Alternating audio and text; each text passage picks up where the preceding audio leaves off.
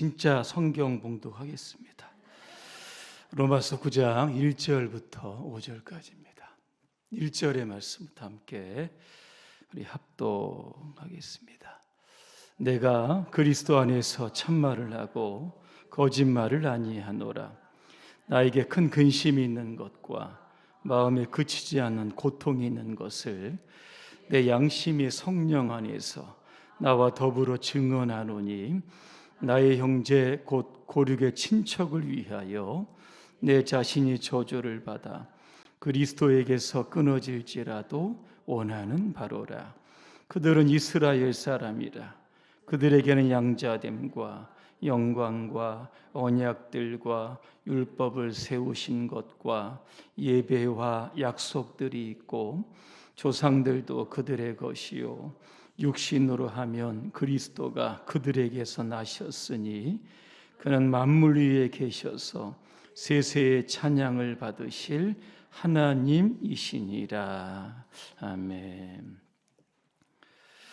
오늘 바울의 전도라고 하는 주제로 말씀을 드리겠습니다. 할렐루야. 아멘. 몇 분과 인사하겠습니다. 전도합시다. 이번 주까지 제가 전도 설교하려고 합니다. 더 이상 안 하겠습니다. 그죠? 하도 많이 여러분 들으셔가지고 이제는 아마 전도 안 하실 분이 없을 것 같습니다. 요즘 우리가 특세하고 있는 거 아시나요? 모르시나요? 우리가 특세하는 이유는 새가족 초청 주일 때문입니다. 한 사람의 영혼이라도 품고 우리가 기도하자는 겁니다. 왜냐하면 우리의 전도에는 한계가 있습니다. 그래서 하나님이 도와주셔야 합니다. 그래서 우리가 기도하는 겁니다. 새벽에 기도하는 것 참 쉽지 않습니다. 저에게 매일 익숙한 일이지만 저에게도 쉽지 않은, 그럼에도 불구하고 먼 곳에서 오시는 분들도 있고, 금방 등록해서 하시는 분들도, 이 새벽도 제단을 지키시는 분들도 많이 또 계십니다. 우리 교회가 기도하는 교회가 되고 전도하는 교회가 되고 열방을 품고 기도하는 교회가 되어야 하는 겁니다. 하나님의 소원이 무엇인지 아십니까? 뭐죠? 잃은 양을 찾는 겁니다. 잃은 드라크마를 찾는 겁니다. 잃은 아들을 되찾는 겁니다. 그래서 지옥은 텅텅 비게 만드는 것이고 천국은 붐비게 만드는 것. 이게 바로 하나님의 소원입니다. 그 소원 때문에 이 땅에 교회가 있는 것이고, 그 소원 때문에 저와 여러분들이 이 땅에 지금도 생명이 붙어 있는 이유가 바로 여기에 있는 겁니다. 오늘 바울의 이 전도에 대해서 말씀을 드립니다. 바울은 자신의 동족을 생각할 때마다 큰 근심과 고통이 있었다 그랬습니다. 바울은 유대인입니다. 유대인이 누굽니까? 4절에 보니까 그들은 이스라엘이라 그랬습니다. 이스라엘 백성들.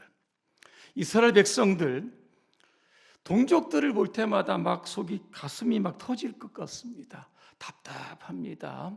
왜 그럴까 이렇게 보니까 하나님으로부터 엄청난 축복을 받았지만 그 은혜를 다 잊어버리고 살아갑니다. 도대체 그들은 어떤 축복을 받았을까? 오늘 저와 여러분들도 아마 이런 동일한 축복을 받았을 겁니다. 4절과 5절에 보니까 몇 가지가 나옵니다. 제가 한번 설명해 드리려고 합니다. 첫 번째로 하나님의 양자가 되었습니다. 자, 출애굽기 4장 22절입니다. 너는 바로에게 이르기를 여호와의 말씀이 이스라엘은 내 아들 내 장자라, 이렇게 이야기합니다. 하나님이 이스라엘 백성들을 가리켜서 내 장자, 내 장남이다, 이렇게 부르셨다는 겁니다. 과거 이스라엘 시대의 장자, 장남은요, 아버지의 권위를 이어받았고 다른 형제들보다 유산을 상속받을 때 신명기에 보니까 2배 더 상속받았다 그렇게 되어 있습니다. 신약에도 보면 구체적으로 양자라고 하는 단어가 나옵니다. 자, 로마서 8장 15절 제가 읽어드립니다. 너희는 다시 무서워하는 영을 받지 아니하고 양자의 영을 받았으므로 우리가 아빠 아버지라고 부른다 그렇게 되어 있습니다. 신학적으로 보면 양자는 누구일까? 죄인된 저와 여러분들이 예수님을 믿음으로 말미암아 의롭게 되었습니다. 그래서 법적으로 하나님의 자녀가 된 것, 이게 바로 여러분 양자됨입니다.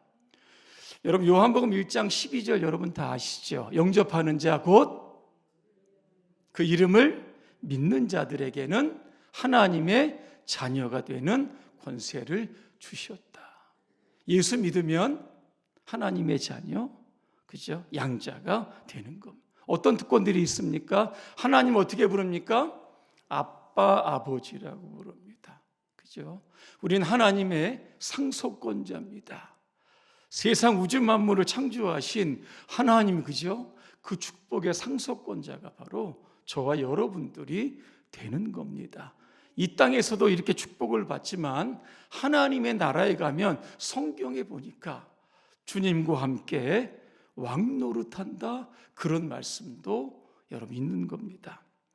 이처럼 이스라엘 백성들은 하나님의 양자라고 하는 어마어마한 축복을 받았다는 겁니다. 또 하나 영광이라는 단어가 오늘 4절에 나옵니다. 이게 쉐키나라고 하는 단어인데 하나님의 임재라고 하는 뜻입니다.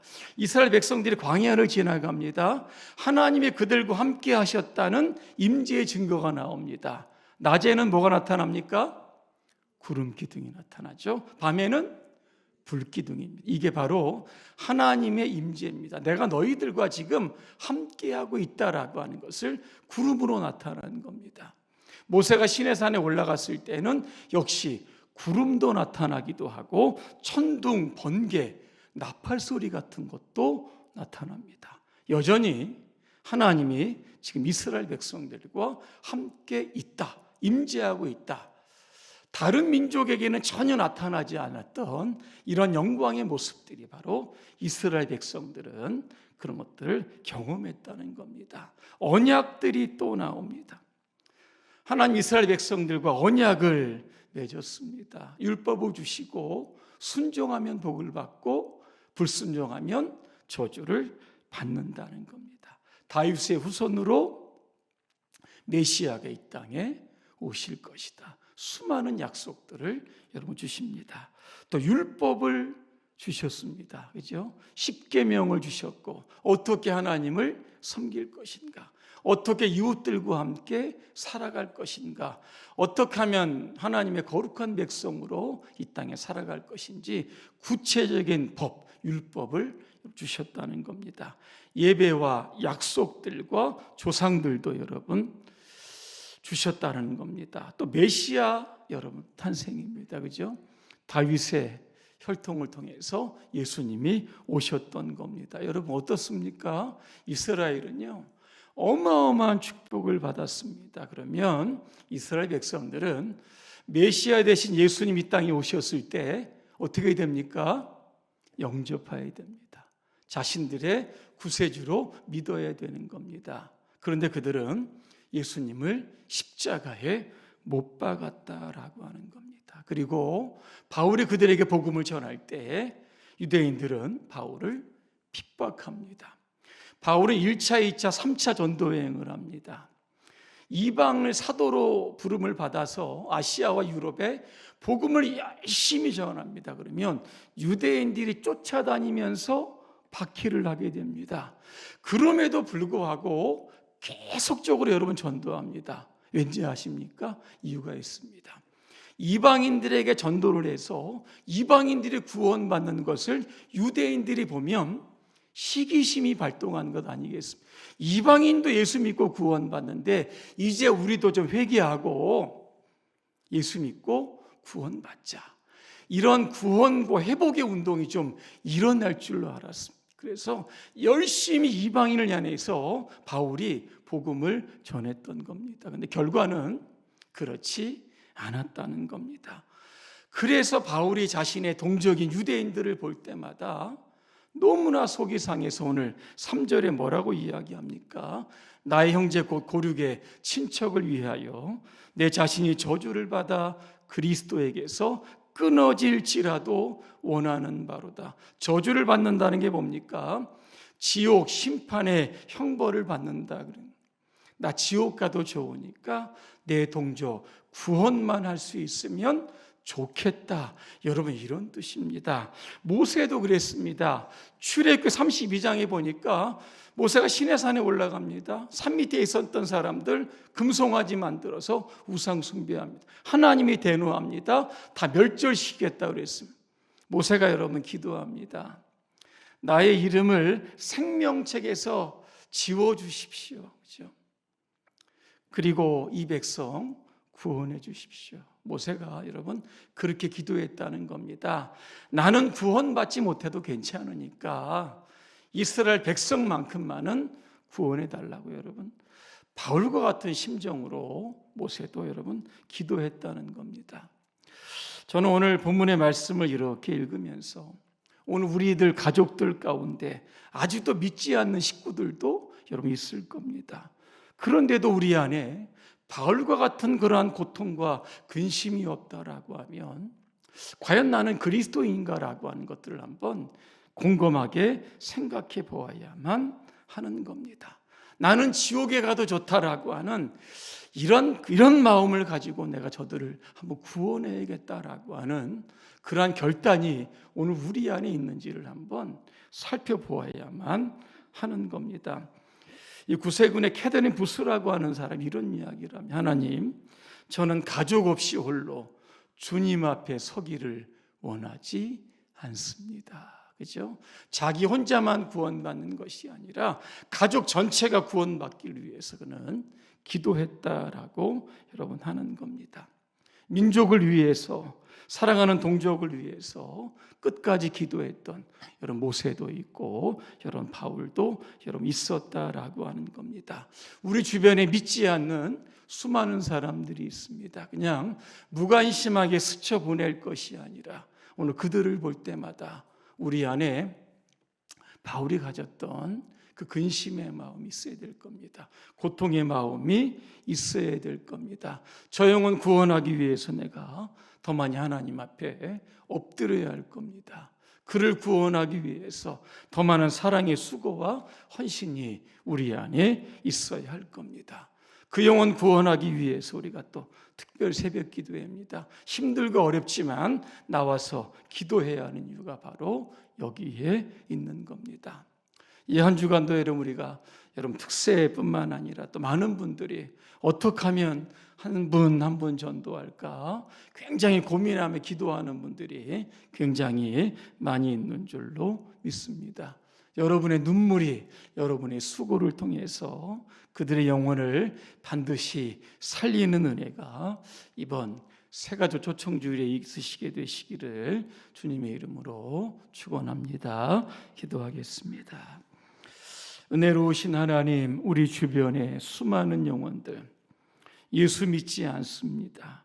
그럼에도 그들을 볼 때마다 오늘도 우리가 무관심하거나 무감각하다라고 하면 나는 예수 믿고 구원받은 하나님의 자녀인지를 돌아보게 하여 주시옵소서.